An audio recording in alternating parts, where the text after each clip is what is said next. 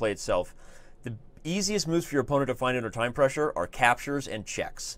So don't go for a bunch of captures and checks when your opponent doesn't have any time to think. That's really good advice. It makes it much easier when you throw in captures, because with the increment that these games are being played with, you can actually restore some time on your clock quite quickly if you just initiate a bunch of trades. Of course, if it's a winning trade, do it, but don't just trade for the sake of trading when your opponent is low on the clock. Well, we have a match, Robert. Wesley strikes back, and our predicted odds to win the match still have Wesley so higher right now. You see that blue bar creeping where it started around 69%, similar to where Levon Aroni was favored against Fabiano to start. So that's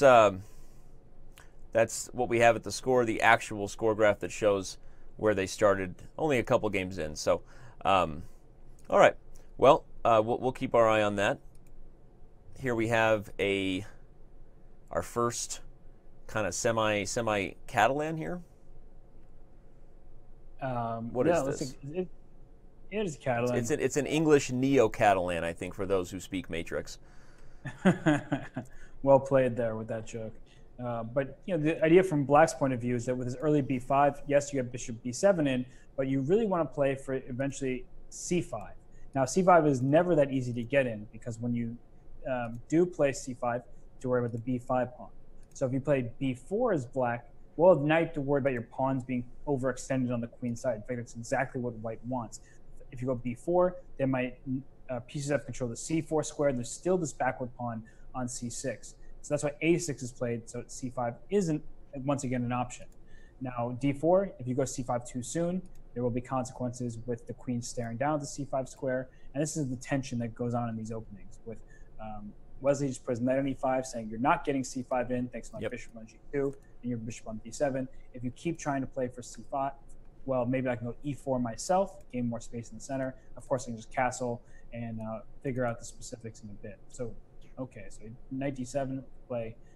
Sometimes you can sacrifice the e-pawn and play knight e4 and just bring your knight to c5. I was just going to say, and the reason is after knight e5, you have things like either knight c5 immediately or bishop f4 and then, but this is an awkward position for Black to deal with the threats here and not wanting to give up all the dark squares. Yeah, bishop f4 is also a very good-looking option. He castled, so he's giving up the pawn. I think it's a good decision, especially because Wei has shown himself vulnerable to time trouble in these early games. So far. Yes, Wei is up 2.5, 1.5, but his time situation hasn't always been ideal playing in complicated positions. So knight takes e5, I think, could get him into a world of trouble after just the simple bishop f4, as you had mentioned earlier. Yep. Well, for those of you just joining us, we had a little bit more viewers come in recently. Remember, this is the 2018 Speed Chess Championship. This is our third match of the year. And we've had some big names already, but this one has proven to be one of the more exciting ones, at least at this point. So don't go anywhere. And I wanted to tell everybody that have an updated take on the score graph there. Our fault there. That looks a little more fun to see some colors intermingling there, like they're dancing on the graph. And of course, that's the actual score of the match progression so far. But we'll keep you up to date, given how much it's bouncing around. Wesley so starting out as a big favorite, and now things look to be about even already. Wei Yi was somebody who we thought would do well in the 5-1 portion. Yeah, no, he's clearly a talented blitz player. I sort of expected it simply because he's young. And I just thought that, okay, you're young, you tend to play more blitz. So I was expecting big things out of him at that time control. What I wasn't sure about is his bullet skills. And what I got word of is that he's been playing a lot on chess.com in the last month, clearly getting ready for the match. And he played 200 games this past month.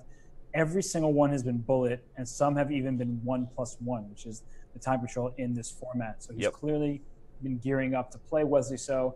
In this position, really liking Wesley's position. We talked about this idea before. Knight coming to e4, taking the c5 square under control. The d6 square, of course. If Black plays c5 now, hoping that you can't take on c5, I do have to move knight g5, a very thematic I was going to say knight f6 check, but I guess knight g5 is the more thematic. Knight g5 just wins material, because after knight g5, you take with the bishop on g5, I take on b7, and you have a bishop on g5 hanging. Your knight on d7 is a problem. So White just simply goes up material there. Okay. Very nice. And queen c7 doesn't help because bishop f4, you're still not really wanting to take on e5 with that knight, because then I think white can just take on e5, play rook d7, which is another thematic solution to sacrificing this pawn for white. So bishop f4 makes complete sense, threatens your idea with knight f6 check. So bishop f4 here is just good. You know a lot about thematic ideas, Robert. You know, I've been trying. You always make fun of me for not knowing openings, but I do know, you know, I don't like the specific memorization, though I acknowledge how important it is, but some of these ideas are, you know, very important to be aware of. And here is that look at the 7th rank. There's a bishop on b7 and a bishop on e7. If the queen is not on c7 and the rook can get to d7, there are 2 of them under attack. And here's bishop f4 being played. And so now this knight is very ready to come to d6 square. Yep. So if you play rook to d8 or rook to e8, I can just throw my knight into d6. And black is really just cramped, desperate for some space. And once this knight does get to d6, okay, so c5, knight f6 check has got to be lights out. I mean, knight f6 check is already looking...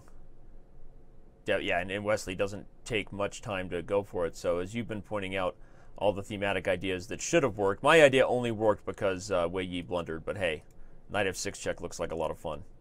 You take with discoveries, then you're going to take on g7 and just blow open black's king here, everybody.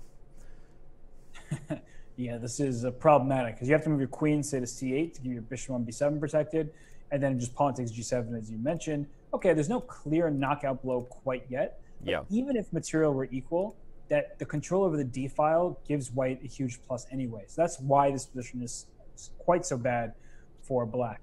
And you just take on g7, take on b7, go rook d6 or rook d1. Okay, this doesn't help because I think you can take play on queen g7 f5 first anyway. I think queen f5 here just... Queen f5 immediately? Well, I think queen f5, the idea is you're going to take on d... Yeah, very nice, yeah. Really strong, everybody. Taking f4 loses a piece because of the skewer of the queen and bishop. And if you have to protect the knight, it means moves like... Take on d7. You take on d7 and then play queen g5, right? Yes, sir. Yeah, look at this, everybody. Something like rook to d8 to guard it. We take on d7. No matter how you can... Oh, he's going to miss it. Queen to g5, followed by queen h6. Nothing like you and I predicting a mating net that comes to fruition, Robert. It feels good, man. It feels great. Feels great. Wesley is just on top. 𝙬𝙬𝙬𝙬 might just resign on that one. Yeah, he does. That was a phenomenal...